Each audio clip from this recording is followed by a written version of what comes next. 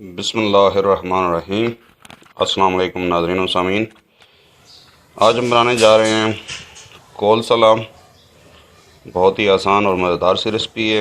इसके लिए हमें चाहिए कैबेज, बंद गोभी और 2 अदद कैरेट्स या 2 अदद गाजरें अच्छे साइज़ की।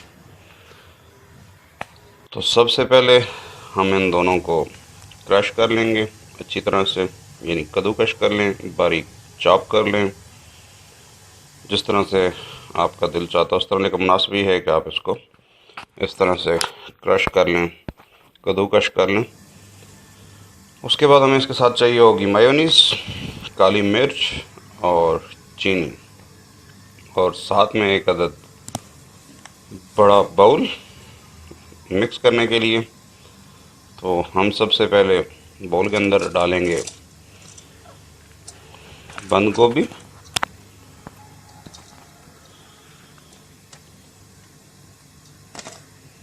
इसको डालने के साथ हम इसमें अभी जो बाकी अज़्ज़ा हैं वो शामिल करेंगे। सबसे पहले आप इसके अंदर चीनी शामिल करें 2 स्पून, ये 2 टीस्पून हैं। आप हस्बे ज़ायक़ा थोड़ी कम या ज़्यादा कर सकते हैं, लेकिन ये इससे ज़्यादा करेंगे तो आपको टेस्ट ज़्यादा मज़ेदार नहीं आएगा। वैसे इसके अंदर चीनी जो है वो पाउडर फॉर्म में डाली जा सकती है, लेकिन दानेदार डालने की एक वजह है। इसके बाद 1 स्पून आप ले लेंगे, 1 टीस्पून ले लेंगे काली मिर्च और वो डाल देंगे इसके अंदर। इसको अच्छी तरह से मिक्स करेंगे।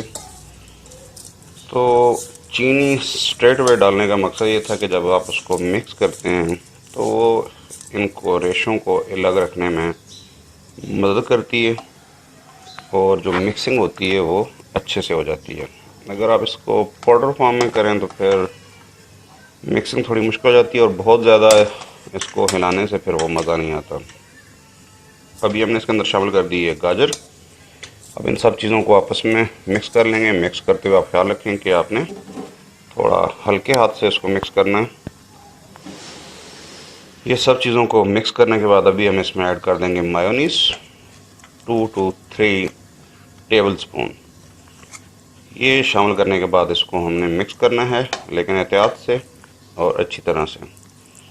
और ये मिक्स करने के साथ ही हमारा कोल सलाद तैयार है। इसका असल टेस्ट पाने के लिए आपको कम से कम इसको 5-1 घंटे तैयार करने के बाद छोड़ देना है। वैसे तो रिकमेंडेड ये होता है कि 8 से 10 घंटे, लेकिन कम से कम 4 से 5 घंटे रखें। तो ये हमारा बेहतरीन सा कोल सलाद तैयार है। तो इंशाल्लाह नेक्स्ट टाइम मिलते हैं किसी नई रेसिपी के साथ। तब तक के लिए अल्लाह हाफ़िज़। अस्सलामु अलैकुम वरहमतुल्लाह।